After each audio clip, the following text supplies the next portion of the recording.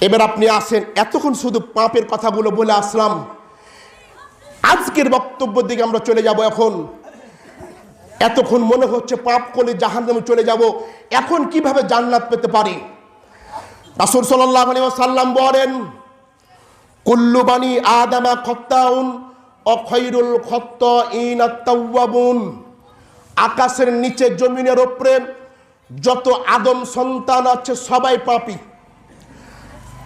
যত আদমের সন্তান সন্ততি আছেন নবী রাসূল ব্যতীত সবাই অপরাধী, সবাই পাপী।